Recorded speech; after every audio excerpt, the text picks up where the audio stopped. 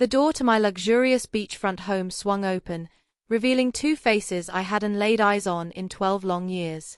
Eleanor, my daughter, and Gregory, her husband, stood on my doorstep with strained smiles plastered across their faces and eyes swimming with poorly concealed desperation. Their gazes darted quickly across the interior of my new residence, the Italian leather furniture, the 70-inch television mounted on the wall, the panoramic ocean view stretching behind me like a living canvas of freedom. "Mom." Eleanor's voice trembled as she spoke. "We need to talk to you." For 12 endless years, these two people had erased me from their existence as if I had never been born. 12 years without a single phone call, without a Christmas invitation, without ever meeting my own grandchildren. And now, after I had purchased this multi-million-dollar property in cash, they materialized on my doorstep like phantoms from a past I'd worked hard to leave behind, returning only when they caught the scent of money. I observed them in silence, noting every detail of their worn appearance. Gregory attempted to peer over my shoulder to glimpse more of my seaside sanctuary. Eleanor wore a faded green dress that had clearly seen better days, and her synthetic leather shoes displayed cracks that spoke volumes about financial hardship. Worry lines creased her forehead like furrows in drought-stricken earth, and her hands trembled slightly as she awaited my response. "Talk," I repeated with a calmness that surprised even me. "How interesting. After 12 years of absolute silence, now you want to talk." The color drained from their faces as if they'd encountered a ghost. Gregory cleared his throat uncomfortably, adjusting the wrinkled shirt he wore. It was obvious they had come directly from somewhere things hadn't gone as they'd hoped. Their eyes couldn't hide the desperation that had driven them to my door. During all those years of cruel abandonment, I had survived by selling homemade pies and desserts at the town's farmers' market. Every Sunday, while they were probably enjoying lavish family gatherings at expensive restaurants, I stood under the relentless sun, smiling at strangers who appreciated my baking more than my own flesh and blood ever had. My hands had grown rough from constant work. My back had developed a stoop from carrying heavy baskets filled with sweet hopes, but my pride never completely shattered. The aroma of freshly baked desserts still lived in my most treasured memories: finely ground cinnamon, pure vanilla extract, coconut toasted to the perfect shade of golden brown. Flavors that once filled my home when Eleanor was little and called me the best cook in the whole wide world. Those golden days seemed to belong to another lifetime, to another woman who naively believed that a mother's love was unconditional and eternal. The transformation had begun gradually after Eleanor met Gregory at a company party where she worked as a secretary. At first, he was all charm and calculated courtesy. He would call me his dear mother-in-law with that smile that never quite reached his eyes and praise my Christmas casseroles while secretly planning how to distance Eleanor from my influence. But little by little, I began to notice the subtle changes that seeped into our relationship like a slow-acting poison. When Eleanor mentioned visiting me on weekends, he always had a work emergency that required his immediate attention. When I called in the afternoons to hear her voice, he would answer the phone with an annoyed tone and promise that Eleanor would call me back, which never happened. Messages were mysteriously lost, invitations misplaced, and plans cancelled at the last minute for increasingly implausible reasons. The exclusions began as accidental oversights that hurt but which I could forgive. Eleanor's graduation from her MBA program. "Oh, Mom, we thought you already had other more important plans." The baby shower for her first daughter, my granddaughter, whom I never met. It was something very intimate, just her closest friends from college. That same granddaughter's first communion. We completely forgot to tell you. Everything was so rushed. You know how these things are. Each excuse stabbed my heart like a dagger wrapped in gift paper with golden bows. I would smile, nod my head, and pretend to understand their reasons perfectly. "Don't worry, my love. Next time will be different." But next time never came, and my phone remained as silent as a tomb in the cemetery where my husband rested. The nights grew longer, the Sundays emptier. I cooked for one, talked to the photographs on the walls, and celebrated my birthdays with a single lonely candle stuck in a small cake I bought from Mr. Peterson's bakery. He always asked about Eleanor, and I always responded with the same lie: she's very busy with her new life. You know how it is.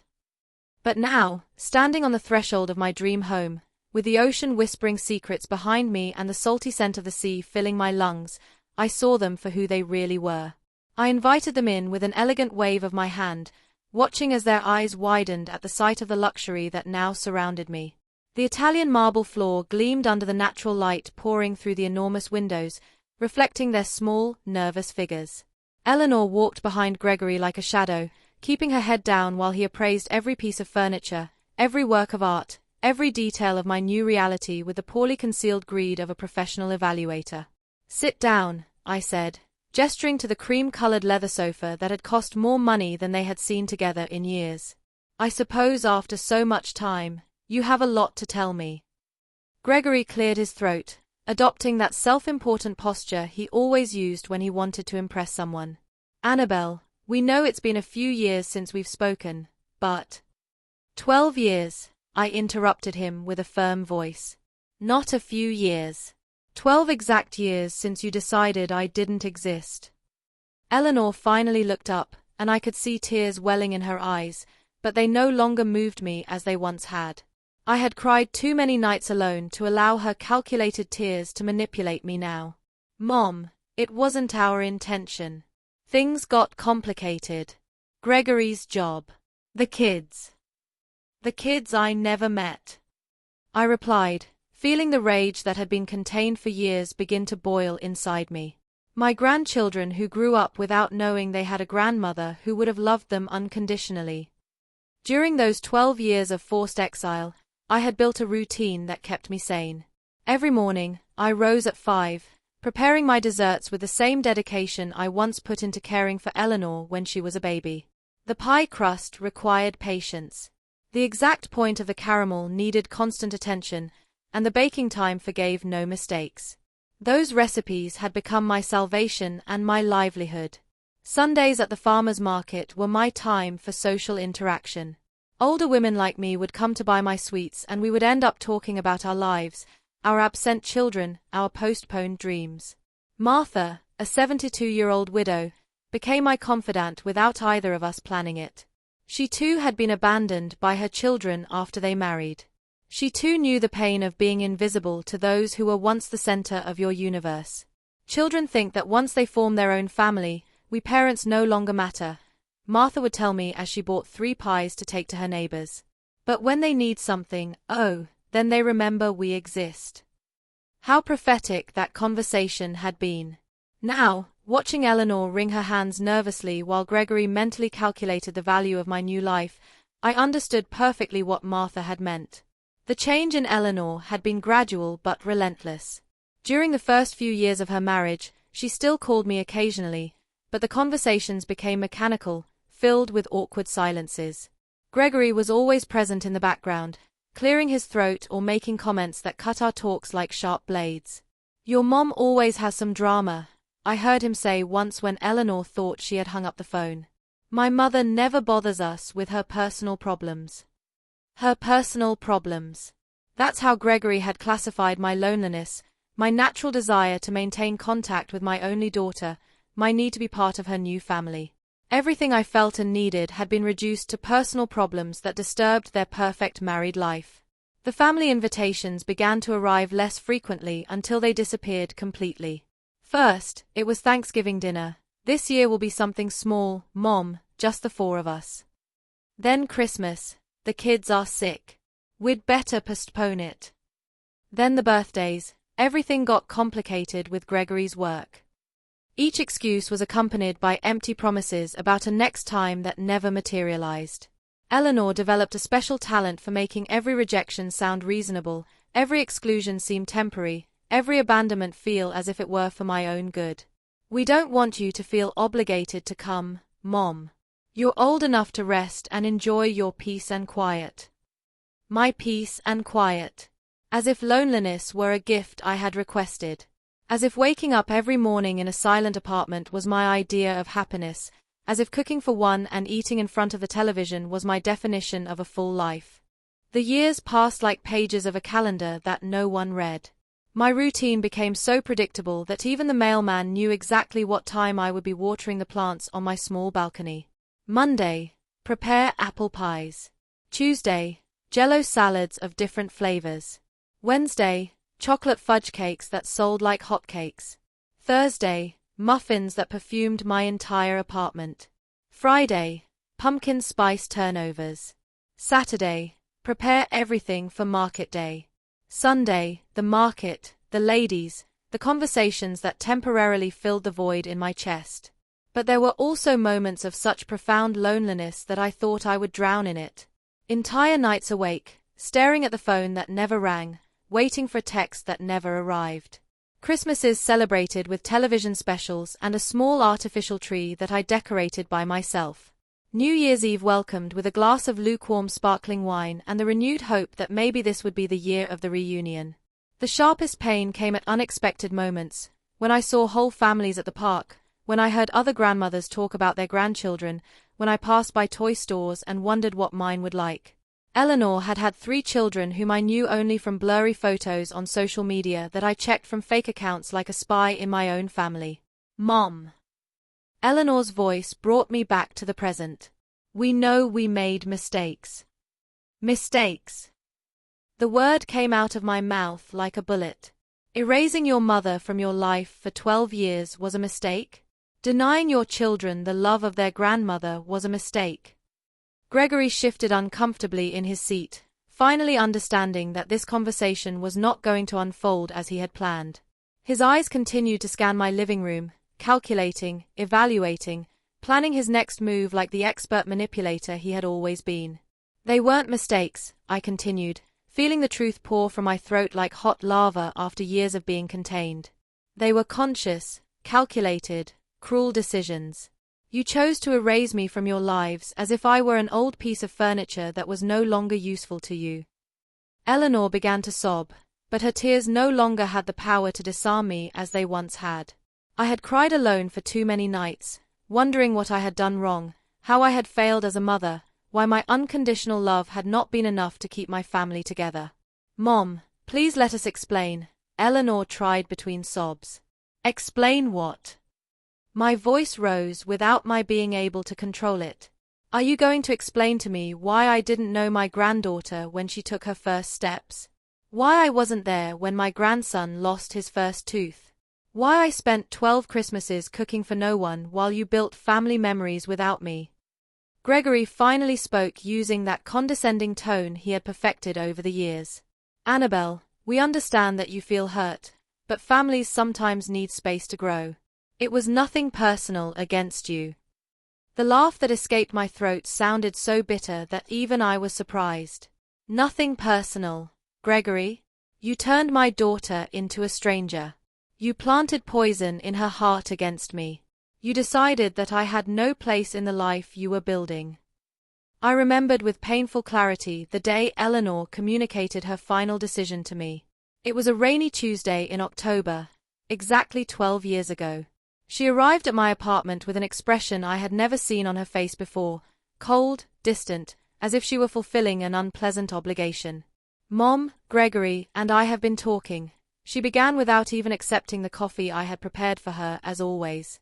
We think it's better if you have less contact with us for a while. Less contact?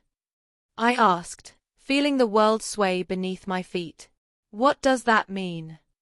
It means you are no longer welcome in our house. It means we no longer want you to call constantly. It means we need space to be a family without external interference. External interference. That's what my own daughter had called me. As if I were a meddling neighbor, a stranger who interfered in matters that didn't concern her, not her mother, who had carried her for 9 months in her womb, who had spent sleepless nights when she had a fever, who had worked double shifts to pay for her college. Eleanor, I don't understand what I've done wrong, how I've failed you. My voice broke, but she remained impassive. It's not about what you've done wrong, Mom. It's about what's best for my marriage and my children. Gregory needs to know that I put our nuclear family first before anyone else. Anyone else? That's what I was to my daughter. Anyone else? But Eleanor, I'm your mother. I'm your children's grandmother. I'm not a stranger who threatens your marriage. Gregory says that mothers-in-law always cause problems in young marriages.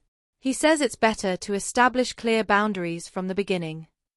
Gregory says. Gregory thinks. Gregory needs. At some point, my daughter's voice had become an echo of his. Her thoughts had been replaced by his. Her heart had been reprogrammed to beat to the rhythm he set. And what about what you say, Eleanor? What about what you think? What about your heart?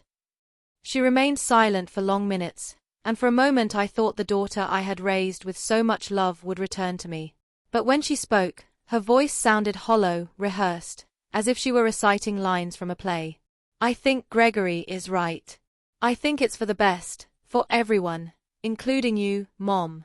You can have your own life without worrying about us. That was the last real conversation we had.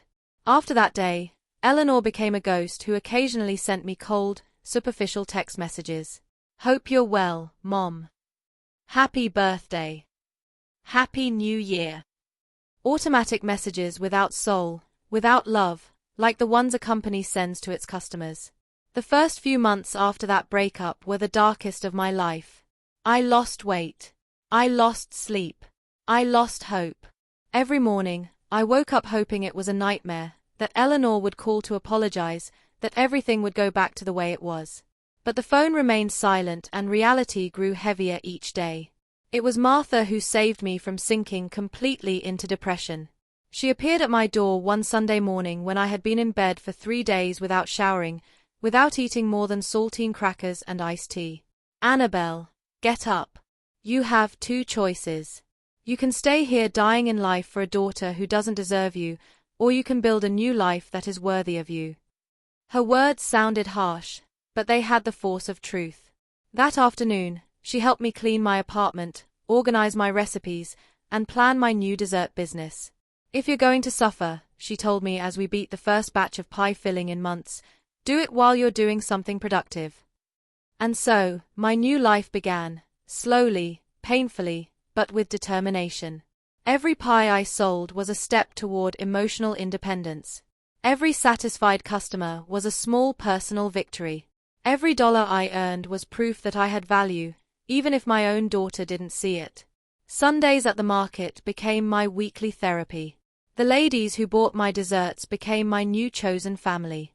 We shared stories of ungrateful children, of marriages that divided families, of the loneliness of being a mother in a society that discards you when you are no longer useful.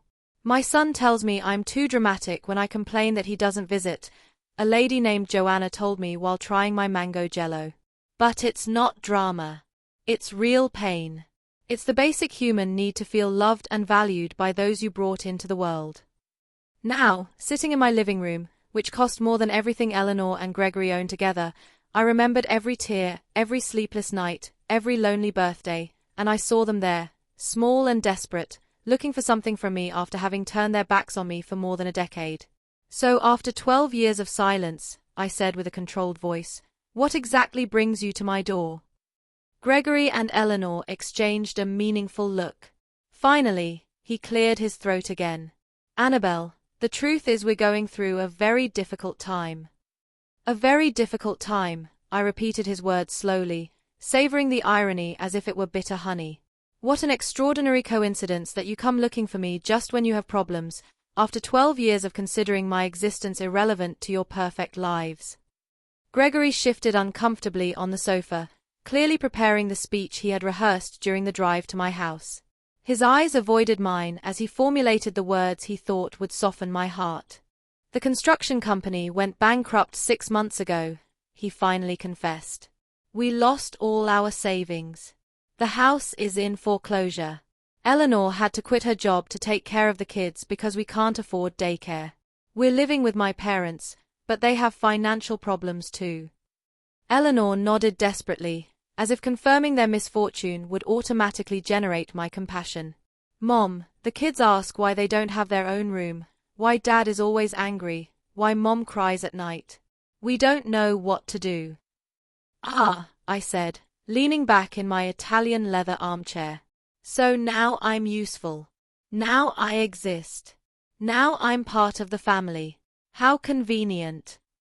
During those 12 years of ostracism, I had developed a special ability to read between the lines, to detect emotional manipulation, to protect myself from people who only approached when they needed something.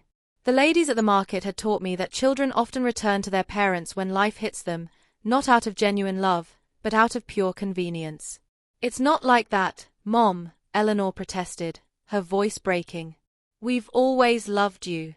I've always thought of you. It was just that the circumstances." "The circumstances," I interrupted her with a smile that didn't reach my eyes. "Let's talk about circumstances, Eleanor. When your first son had pneumonia 8 years ago and was hospitalized for a week, where was I? When your second son broke his arm playing soccer 5 years ago, did you call me? When your youngest daughter had problems at school last year, did you think to ask her grandmother for advice?" Each question was an arrow aimed at the center of her guilt. Eleanor paled with each one because she knew the answer was the same. She hadn't thought of me at any difficult moment in their lives. Only now, when they needed money, when their world was crumbling financially, had they remembered they had a mother. "We knew you had financial problems," Gregory muttered, trying to justify the unjustifiable. "We didn't want to be a burden to you when you could barely support yourself selling desserts." The audacity of his comment left me speechless for a moment. Not only had they justified my exclusion because of my poverty, but now they had the nerve to admit it openly, as if it were a valid reason to abandon a loved one. "I see," I said with a calmness that surprised me. "So, I wasn't good enough for you when I was poor, but now that you know about my new financial situation, I'm suddenly valuable enough to receive a visit." The truth about my economic transformation was something they couldn't imagine. 3 months ago, while preparing pies for the Sunday sale, I received a call that changed my destiny forever. It was a lawyer from the city informing me of the death of my Aunt Joan, my late father's sister, who had lived in the United States for 50 years without our family knowing much about her. Aunt Joan had been the black sheep of the family, the one who left young in search of the American dream and never returned. For decades, we only received occasional Christmas postcards, but we never really knew how she had fared in life. It turned out she had done extraordinarily well. The inheritance included a house in Los Angeles that sold for $1.5 million, bank accounts with another $500,000, and several investments totaling another $2 million. Overnight, I went from counting pennies to buy ingredients for my desserts to having more money than I had ever dreamed of possessing. But the most important thing about that inheritance wasn't the money. It was the letter Aunt Joan had left specifically for me. In that letter, she told me how she had followed my life through social media, how she had seen my loneliness, my family's abandonment, my daily struggle to survive.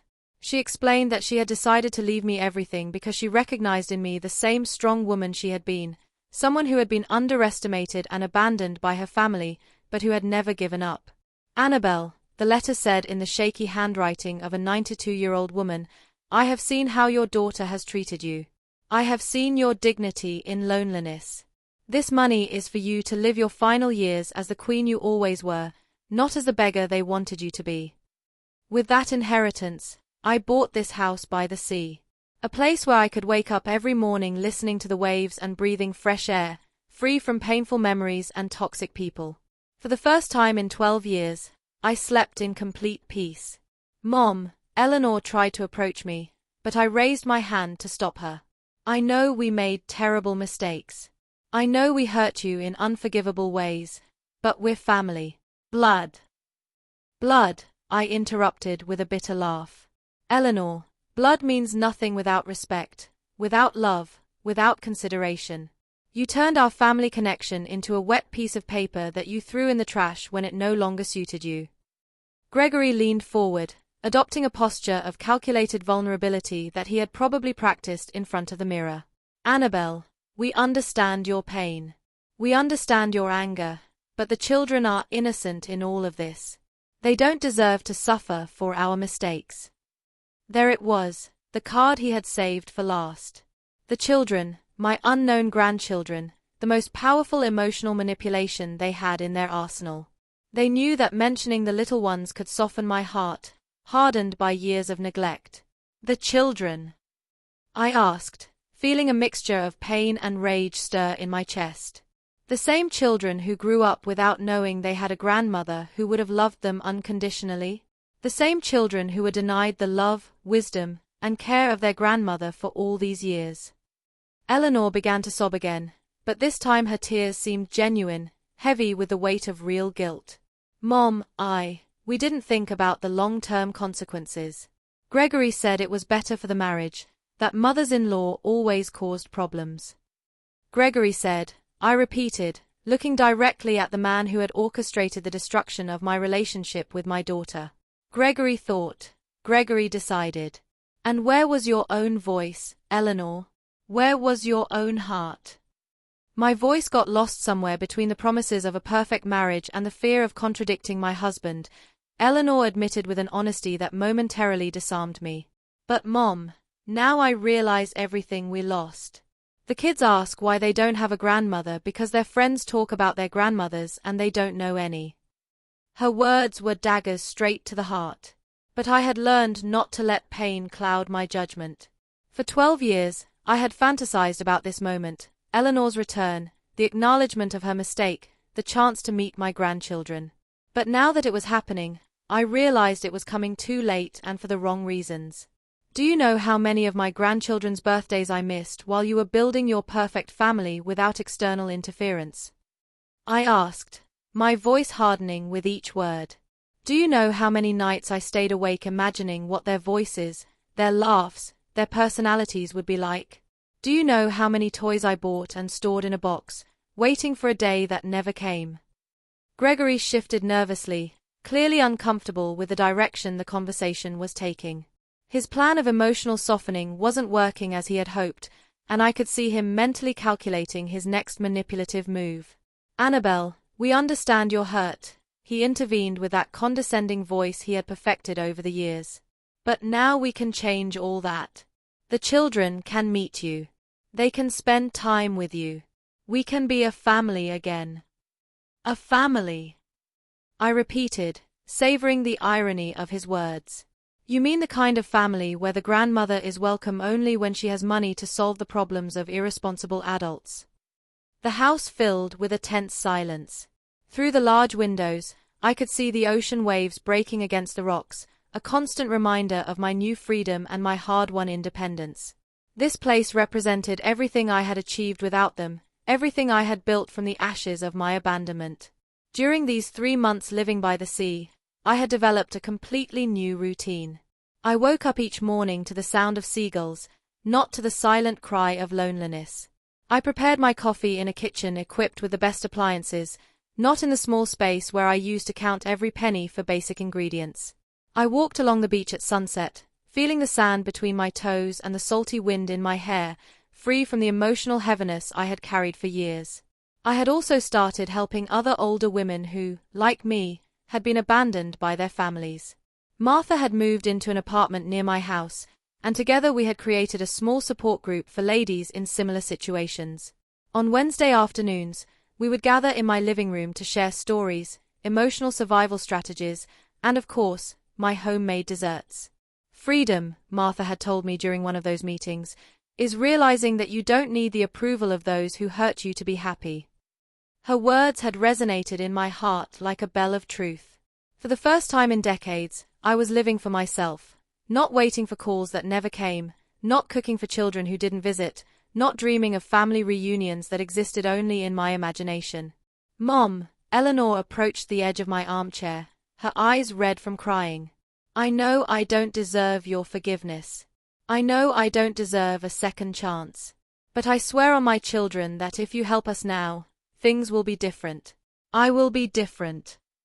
Different how? I asked, keeping my voice cold and controlled. Different until you solve your financial problems and don't need me anymore? Different until Gregory decides again that I'm an interference in his perfect marriage.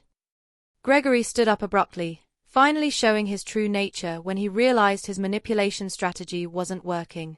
Look, Annabelle, I understand you have resentments, but the reality is that we all make mistakes in families. The important thing is to move on, not to get stuck in the past. His comment was like a slap in the face.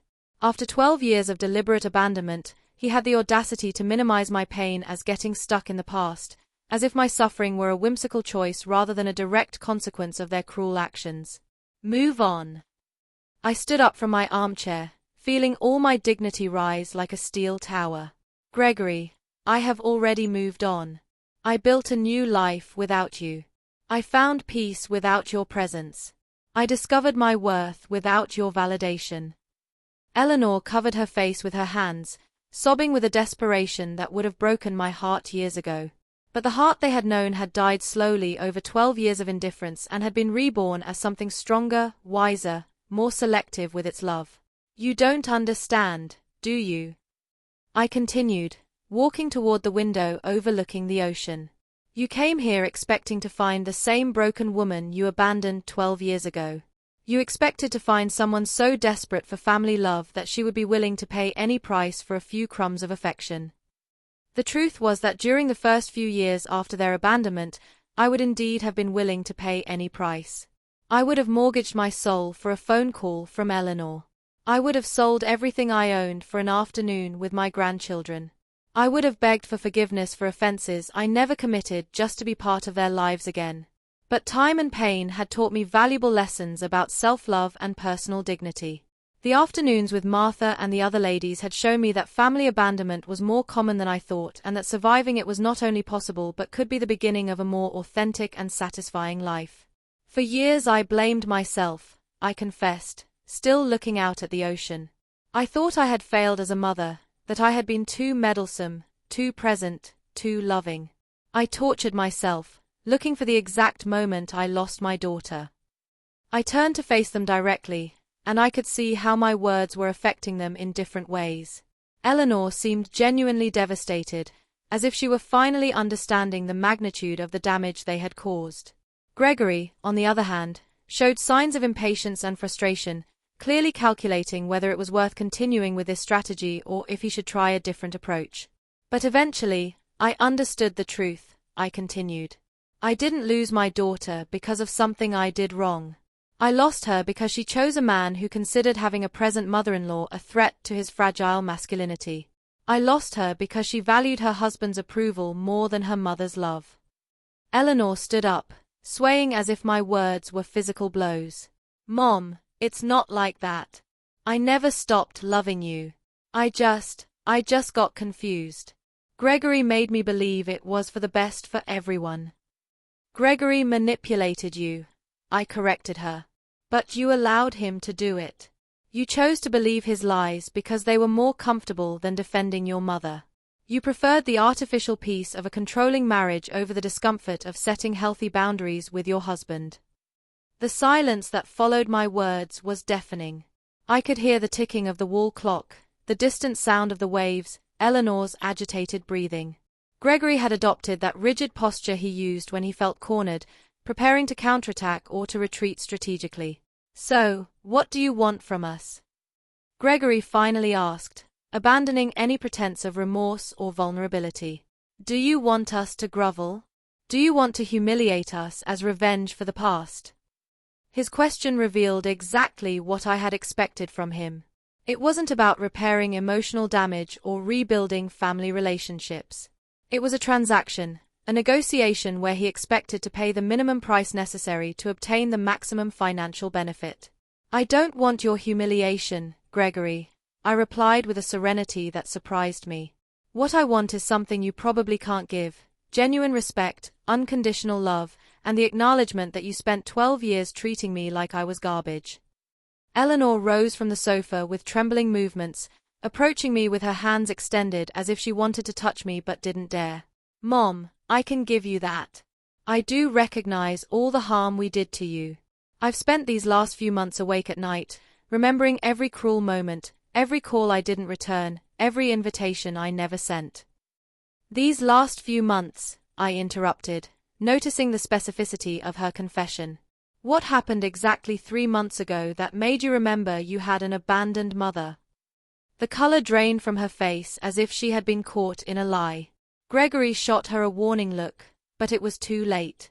I had detected the inconsistency in her story of spontaneous repentance. Eleanor stammered, desperately searching for the right words. You found out about my inheritance, I completed the sentence for her, feeling all the pieces of the puzzle fall perfectly into place.